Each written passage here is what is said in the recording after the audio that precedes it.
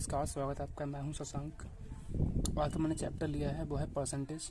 बहुत important chapter है और लगभग हर चैप्टर में इसका यूज होता है, चाहे वो सिंप्लीफिकेशन हो, चाहे आपका SI CI हो, चाहे वो डाटा इंटरप्रिटेशन हो, चाहे प्रॉफिट लॉस हो, चाहे वो डाटा सफिशिएंसी हो।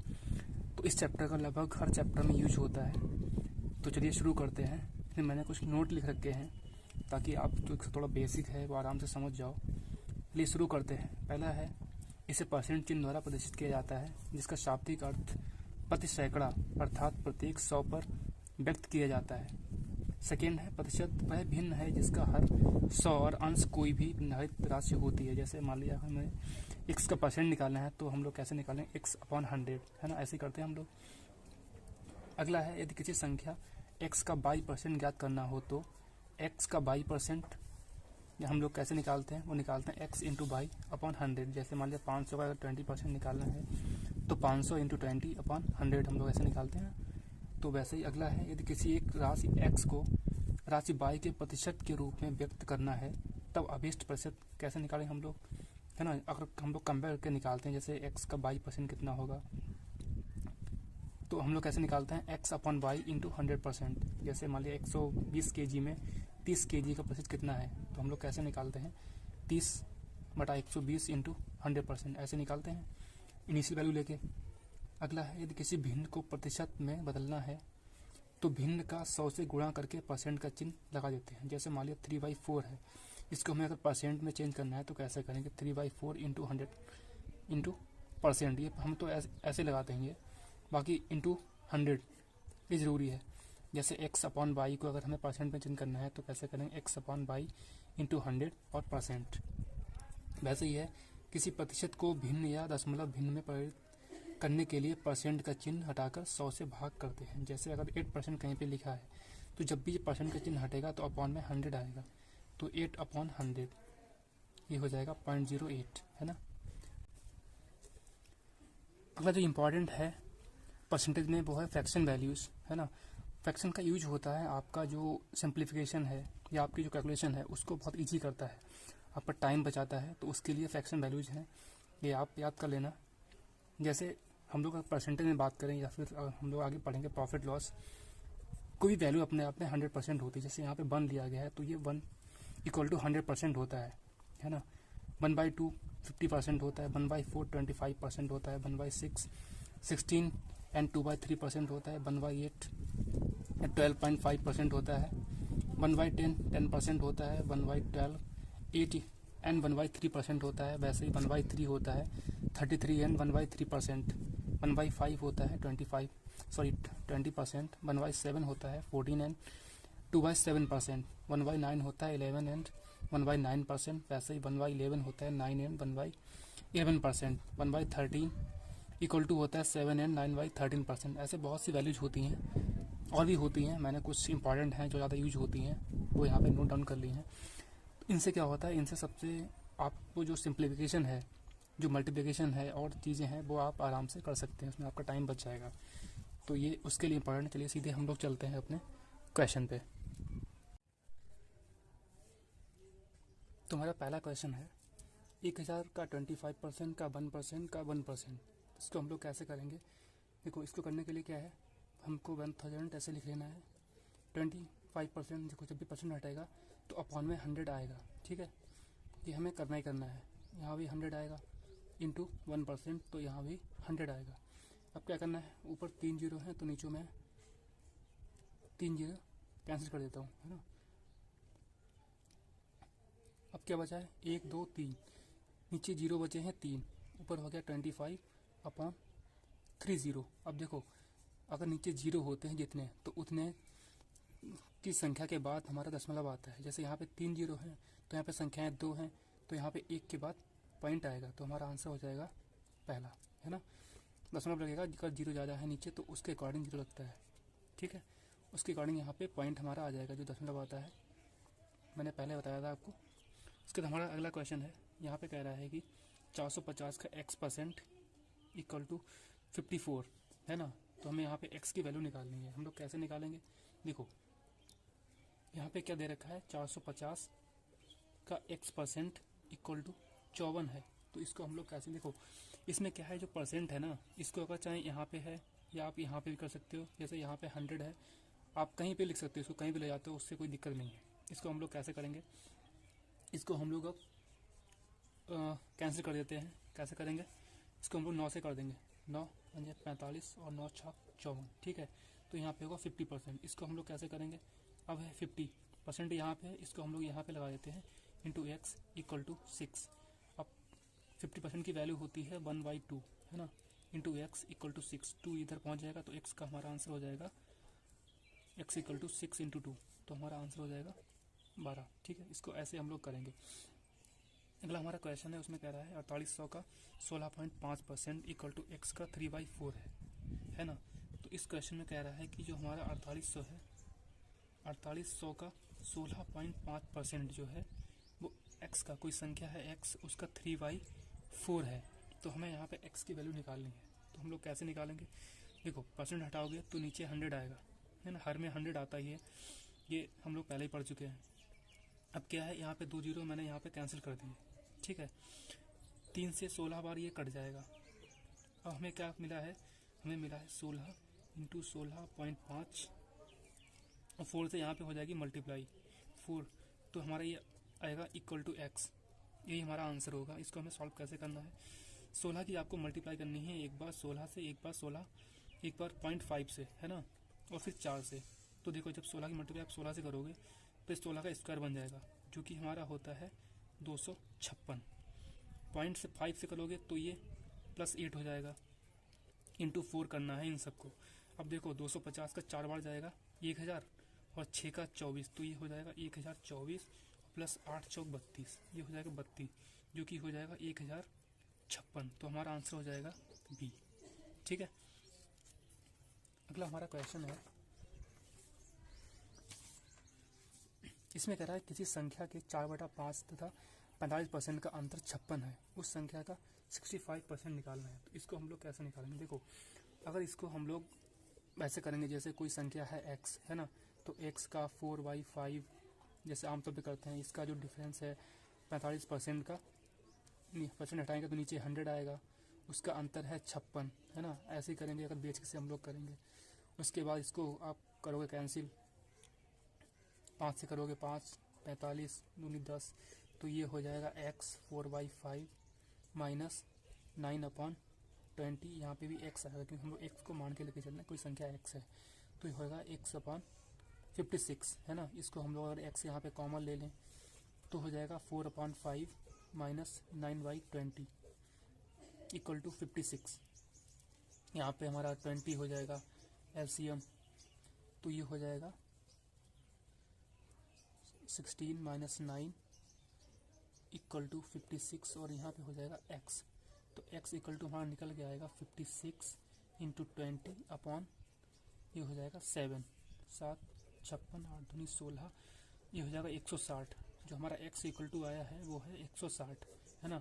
इसका हमें 65% चाहिए, 160 का 65% कैसे निकालेंगे, अपॉन में 100 आएगा, है ना। इसको हम लोग अगर कैंसिल कर दें, 2 पंजे 10, 2 अट्ठे 16, ठीक है, 5 में 5 5 दिए 15, 13 अट्ठे 104, तो हमारा आंसर आएगा 104, जो कि है ऑप्शन बी। लेकिन हम लोग ऐसे नहीं करेंगे, हम लोग कैसे करेंगे, देखो 4/5 मैंने बताया था पहले इसके इंट्रोडक्शन में, ये होता है 80%, है ना, ये होता है 80%। कोई संख्या x वो आप दिमाग में रखो, 80% ये है 45%, है ना, 45। इसको मैं लिख लेता हूँ मेथड सेकेंड। ये दे रखा है 45, इसका डिफरेंस दे रखा है जो कि है हमारा 56। ये कितना हो जाएगा, ये हो जाएगा 35% की जो वैल्यू है वो है 56। कोई संख्या है जिसकी 35% की वैल्यू है 56, हमें निकालनी है 65%। अगर इसका हम लोग 1% निकालेंगे तो कैसे निकालेंगे, अपॉन 35 हो जाएगा नीचे। अब इसका हमें 65% निकालना है, तो यहाँ भी परसेंट है, यहाँ भी परसेंट है ना, ये वाला, तो परसेंट से कोई दिक्कत नहीं है, इसको आप कैंसिल भी कर सकते हो। तो ये हमारा आंसर निकल के आ जाएगा। इसको आप कैंसिल कर दो, 7 पंजे 35, 7 अठे 56, 5 एकन 5 और 5 दिया 15, 13 अठे 104, तो ये हमारा आंसर आ गया। हमको ऐसे नहीं करना है, हमें इस मेथड से करना है। ये इसमें बहुत सिंपल इजी मेथड है, आपको x जो भी मान के इसमें मानना पड़ेगा, आपको कोई संख्या x है ना, उसको लेके आपको आंसर निकालना पड़ेगा। ये थोड़ा शॉर्ट है, ठीक है। तो हमारा आंसर हो गया बी। अगला जो हमारा है इसमें है प्रतिशत वृद्धि, है ना। इसमें मैंने एक फॉर्मूला लिखा हुआ है यहाँ पे, प्रतिशत वृद्धि इक्वल टू कुल वृद्धि इंटू 100 अपॉन प्रारंभिक वैल्यू, ठीक है। इसको आप बेसिक से भी कर सकते हो। जैसे एक क्वेश्चन पढ़ रहा हूँ, एक व्यक्ति का वेतन 7200 से बढ़कर 8100 हो गया है, उसके वेतन में कितने प्रतिशत की वृद्धि हुई है ना। उसका वेतन है 7200, बढ़ गया है, बढ़ के हो गया 8100, कितना बढ़ा है, 900 बढ़ा है। हम लोग बेसिक से ऐसे ही करते हैं। अब 900 बढ़ा है, कितने में से बढ़ा है, ये 72 से बढ़ा है। परसेंटेज निकालेंगे, कितने परसेंट की वृद्धि है, तो 100 से मल्टीप्लाई करेंगे, है ना। तो यहाँ पे 2 जीरो कट गए, 9 1 9, 9 8 72, है ना। तो ये हो गया 1/8 इंटू 100, ये होता है परसेंट। 1/8 पहले आपने पढ़ा होगा, इसमें बताया था मैंने पहले वाले इंट्रोडक्शन में। 1/8 की वैल्यू होती है 12.5%, है ना। तो ये हो जाएगा 12:1/2%। तो हमारा आंसर है वो ऑप्शन डी है, ठीक है। इसको आप ऐसे भी कर सकते हो, कुल वृद्धि कितनी है 900 की, मैंने बताया था इस फार्मूले से भी चाहे आप कर सकते हो। ये हमारा आंसर हो गया, कुल वृद्धि है 900 की इंटू 100 अपॉन प्रारंभिक वैल्यू जो कि है 7200, है ना। ऐसे भी कर सकते हो, आएगा वही जो बेसिक में है, वही फॉर्मूला है। अगला हमारा क्वेश्चन है, इसने कहा किसी व्यक्ति की मासिक आय, उसकी मासिक आय है 12,000 रुपये, है ना। यदि उसकी मासिक आय में 25% की वृद्धि की जाती है तो उसकी नई मासिक आय ज्ञात कीजिए। देखो 25% का मतलब होता है 1/4, जो कि बढ़ रही है, 1/4 बढ़ रही है। इसका हम लोग 1/4 निकाल दें तो कितना आएगा, तो इसका आएगा 3,000, है ना। वो इसमें जोड़ दीजिए तो ये हो जाएगा 15,000, जो कि हमारा आंसर हो जाएगा, है ना। मैंने ऑप्शन इसका नहीं लिया है, थोड़ा पेपर बच जाएगा। तो 15,000 इसका आंसर हो जाएगा। ऐसे आप निकाल सकते हो। या देखो ये जो है ये अपने आप में 100% है, ठीक है। ये अपने आप में 100% है। अब कह रहा है इसमें 25% जोड़नी है, ये तो 100% है ही है।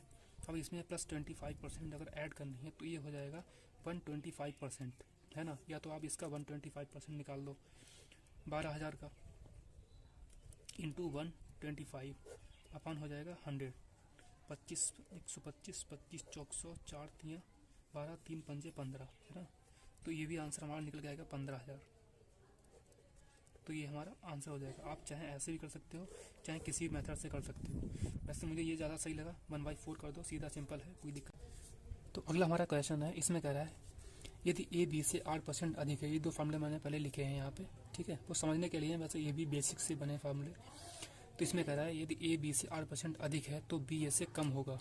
जब भी हम लोग कम की बात करेंगे तो यहाँ पे प्लस लेंगे, R/100 प्लस आर जो है वो रेट है यहाँ पे, है ना। जो परसेंट बढ़ोतरी या कमी होती है उसके लिए है, इंटू 100 और परसेंट। यदि ए बी से 8% कम है तो बी ए से अधिक होगा, तो हम लोग यहाँ पे माइनस लेंगे, ठीक है। कैसे करेंगे, जैसे यदि राम की आय श्याम की आय से 25% अधिक है ना। कोई राम है और एक कोई श्याम है, हम लोग बेसिस कर रहे हैं, उसी से फॉर्मूला बन जाता है। यदि राम की आय श्याम की आय से 25% अधिक है, सपोज करिए श्याम की आय 100 है ना। तो राम की 25% अधिक है तो इसकी हो जाएगी 125, है ना। तो श्याम की आय राम की आय से कितने प्रतिशत कम है, तो श्याम की आय जो है वो इससे कितने परसेंट कम है, तो टोटल कितनी कम है, वो है 25, है ना। और कितनी कम है, वो है 125 से कम है ना, राम से कम है ना। तो यहाँ पे 125 हो जाएगा और इंटू 100, और ये होता है परसेंट, है ना। 25 पंजे 125 और 5 दूनी 10, 20%। तो हमारा आंसर हो जाएगा ये, और यही होता है फार्मूले में आर, है ना। अगर हम लोग सेकेंड मेथड करें फार्मूले से तो कह रहा है R/100 प्लस आर, यानी 25% बढ़ रही है तो 25/100 प्लस 25 इंटू 100 और ये परसेंट, तब भी उसमें निकल के आएगा 20/125 इंटू 100%, है ना। तो बेसिक से ही फार्मूले बने हैं और फार्मूले से ही बेसिक हम लोग करते हैं। तो वैसे यहाँ पे हो जाएगा 25 पंजे और 5 दूनी 10, 20%। यहाँ पे भी आंसर हमारा वैसे निकल आएगा, है ना। तो आप चाहे ऐसे करो चाहे ऐसे करो, बात एक ही है, फार्मूला वहीं से बनता है। इसमें वही कह रहा है यदि किसी परीक्षा में प्रियंका के अंक वैशाली के अंकों से 20% कम है तो वैशाली के अंक प्रियंका के अंकों से कितने प्रतिशत अधिक हैं, देखो यहाँ पे अधिक हैं तो यहाँ पे माइनस आएगा, कैसे 20% है ना, तो 20 ऊपर आ जाएगा अपॉन यहाँ पे 100 माइनस 20 इंटू 100 है ना। अब ये हो जाएगा परसेंट, तो कैसे हो जाएगा 20/80 इंटू 100 और ये है परसेंट। 20 चौक 80, 4 ये हो जाएगा 25, 25 बार जाएगा ना, तो हमारा आंसर हो जाएगा 25%। आंसर है बी। ठीक है, तो इसको आप चाहे बेसिस करो चाहे आप ऐसे ही कॉमन से कर लो, तब भी आप वैसे ही आंसर निकाल लोगे। ठीक है,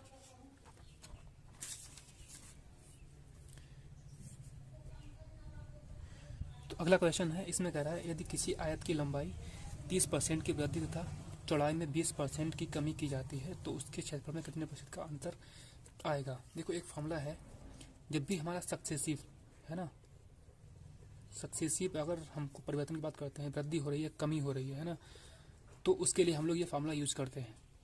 जैसे यहाँ पे सक्सेसिव इंक्रीजमेंट और डिक्रीजमेंट होता है तो उसके लिए फार्मूला हम लोग यूज करते हैं। इसको हम लोग बेसिस से भी कर सकते हैं और इसको हम लोग फार्मूले से भी कर सकते हैं। पहले हम लोग इसको करते हैं फार्मूले से, है ना। कह रहा है किसी आयत की लंबाई में 30% की वृद्धि तथा चौड़ाई में 20% की कमी की जाती है तो उसके क्षेत्रफल में कितने प्रतिशत का अंतर आएगा। फार्मूले से करेंगे तो ये हो जाएगा +30 माइनस 20 की कमी हो रही है ना, तो 20 + 30 इंटू -20 अपॉन 100, ये है फार्मूले से करते हैं हम लोग। तो 0 यहाँ पे दोनों कट जाएंगे, 3 ये हो जाएंगे -6, 30 तो ये हो जाएंगे +10 -6 तो ये हो जाएगा +4 की वृद्धि। ठीक है, तो हमारा आंसर हो जाएगा ए।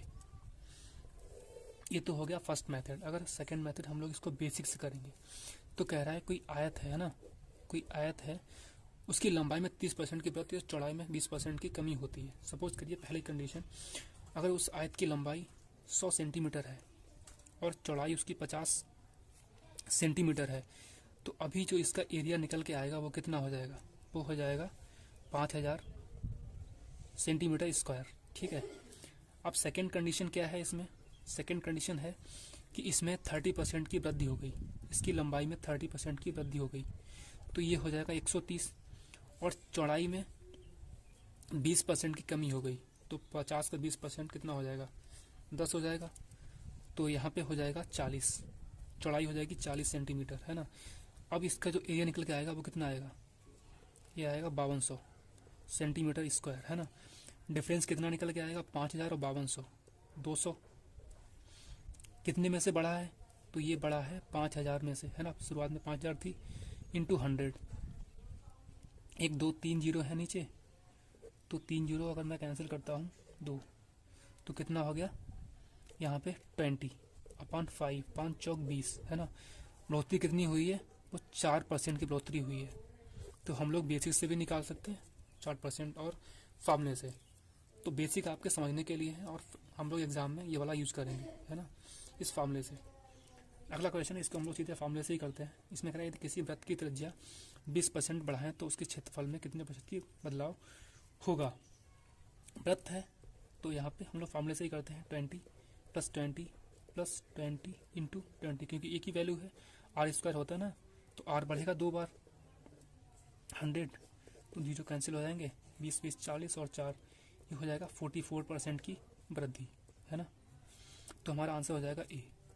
अगला हमारा क्वेश्चन है, उसमें कह रहा है किसी वस्तु की कीमत पहले 20% बढ़ाई जाती है तथा बाद में बिक्री में गिरावट के कारण उसकी कीमत 25% घटा दी जाती है, तो वस्तु के अंतिम मूल्य में प्रतिशत परिवर्तन ज्ञात कीजिए। तो इसको हम लोग वही फार्मूले से करेंगे। कैसे करेंगे, पहले तो 20% बढ़ रही है 20%, है ना, फिर बिक्री में कमी होने के कारण 25% कमी आ रही है, +25 इंटू 20 अपॉन 100, है ना, ये फार्मूला होता है। तो यहाँ पे 0 कट जाएगा और 25 दूनी 50, तो यहाँ आएंगे 5, 0 कैंसिल हो जाएगा, तो ये हो जाएगा यहाँ पे -5, क्योंकि यहाँ पे माइनस है तो ये हो जाएगा -5, तो ये हो जाएगा +20 -25 और -5 30, तो ये हो जाएगा -10, है ना। तो यहाँ पे 10% की कमी आएगी, तो हमारा आंसर हो जाएगा डी।